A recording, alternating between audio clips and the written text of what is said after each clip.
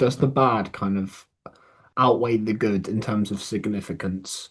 So a couple of examples.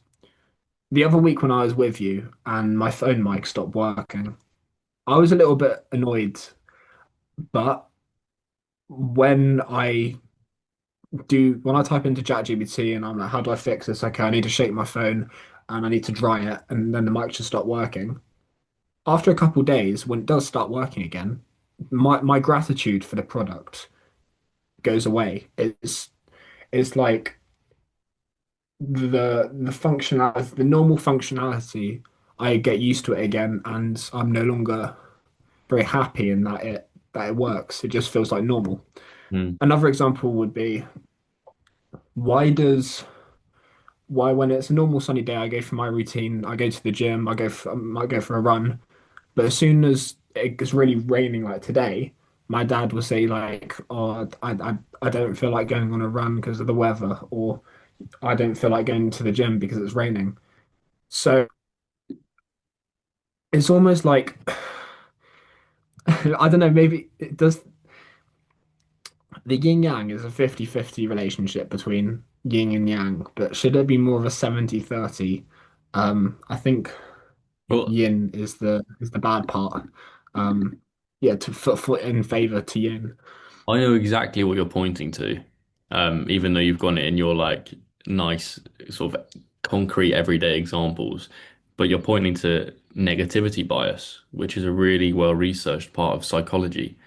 We have a cognitive bias where the negative, the painful, the the new in terms of like shocking new, surprising, novel experiences are much more salient in terms of our attention and our perceptions and our emotions.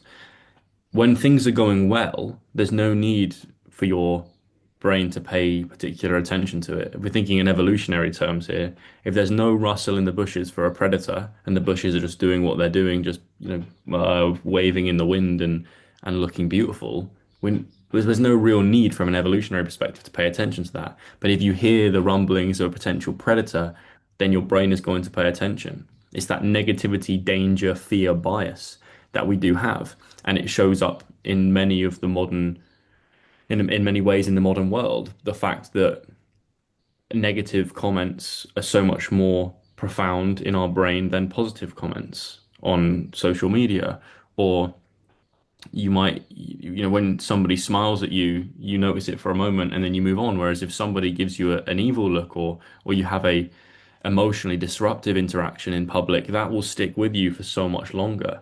And it's because really the things that are negative are out to hurt us or put us in danger or under threat. It's so much more important that we pay attention to those just from a like a survival basis. So that is a real thing. We do have a negativity Mm. bias. Um, and that's I think what you're pointing to.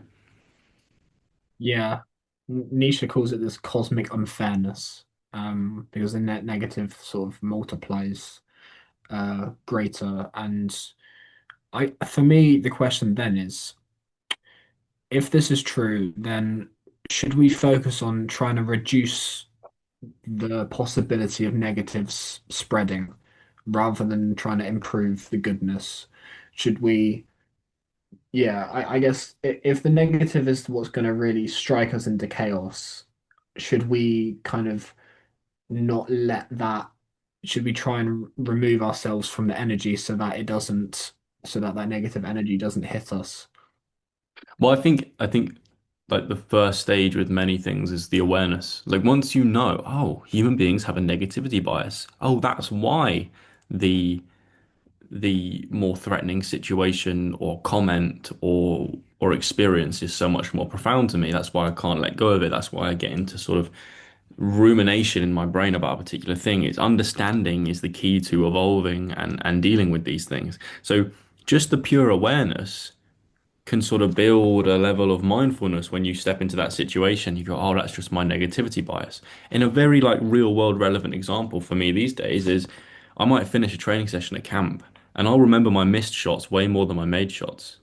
That will dictate generally how I feel about a session. If I can think of a time that I fluffed 3 layups, they will be so much more salient in my mind than like the mid ranges I'd made previously in an earlier scrimmage because the negative event is so much louder in my brain. And so I have to learn to go and actually kind of pick apart my memories and really force myself to pay attention to the positive things because they do deserve to be noticed. And then you kind of feel a more balanced way about things. So I guess to answer your question, it would be understand this about yourself and don't judge or um like what's the right word? Sort of disdain yourself for this. It's a natural part of your evolutionary wiring of your own psychology. And so we have to work with it rather than sort of shame it, if that makes sense.